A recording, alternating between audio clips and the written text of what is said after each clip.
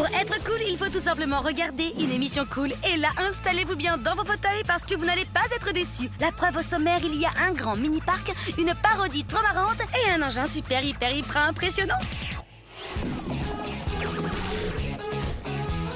Partons tous dans la belle ville de Lyon afin de découvrir un parc exceptionnel. Salut What's Up, bienvenue à Mini World.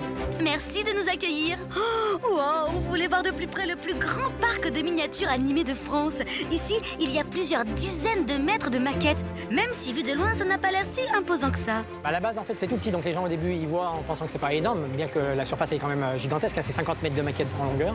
Mais on a fait un petit dépliant dans lequel on a inséré des scènes de vie particulières, des personnages de dessins animés, des personnages de séries, des personnages célèbres. Et donc il y a toute une sorte de jeu de piste donc, qui suit toute la maquette avec des petites balises. Eh oui, ici, tout est dans le détail. Il faut plusieurs heures pour voir, entre autres, les 35 000 figurines. Dur d'y retrouver, disposées en clin d'œil, Tintin, Batman, Superman, Lucky Luke, Charlie et son bonnet rouge et plein d'autres petits personnages. Il mesure 2 cm. En fait, on divise la taille des personnes par 87. Et la taille de tout, d'ailleurs, tous les bâtiments. Tout est divisé par 87. Les bâtiments qui s'éclairent, les véhicules qui roulent, les objets animés, les projections, c'est un travail énorme. Il y a les voitures qui bougent, qui avancent toutes seules, il y a des animations, donc il y a les remontées mécaniques qui se mettent en route, vous avez le train de Noël qui arrive, donc les voitures mettent leur clignotant, elles freinent, elles s'arrêtent. Les décors sont divisés en 3 mondes, la ville, la montagne et la campagne. Lorsque vous vous approchez de chaque maquette, il y a même des odeurs liées à la scène. La fête foraine sent par exemple la barbe à papa, la montagne, le sapin, ah c'est marrant. Dites, vous avez d'autres décors en préparation ?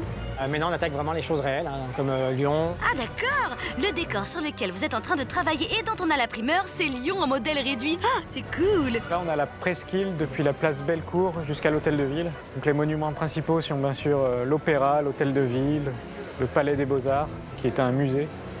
Ensuite, il y a l'Hôtel Dieu, qui est un très beau monument qui est en rénovation actuellement.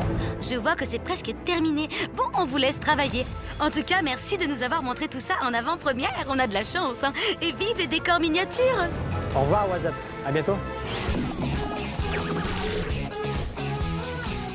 Le 5e tome de Naguère les étoiles vient de sortir. Ah, quoi, vous ne connaissez pas cette bande dessinée? Bon, petit cours de rattrapage. Alors, cette BD, comme son titre l'indique, c'est en fait une parodie de la guerre des étoiles, autrement appelée Star Wars. Du côté des personnages, vous vous doutez donc bien que ce sont des caricatures des originaux. Par exemple, le célèbre Anakin Skywalker s'appelle ici Harlequin. Jar Jar Binks, lui, a été rebaptisé Jean-Michel Jar Jar et transformé en escargot. Quant au méchant Seigneur Sith, dans la version originale, il est devenu le Seigneur Slip. C'est n'importe quoi. Bref, c'est totalement loufoque. Il y a plusieurs gags par page et c'est un hommage déjanté à toute la saga d'origine qui plaira aux fans, petits et grands.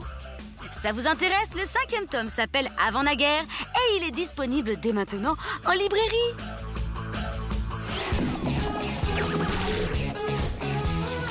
On termine avec le plus cool des véhicules jamais construits. Il prend la forme d'un énorme squelette futuriste dans lequel le conducteur s'installe afin de le commander.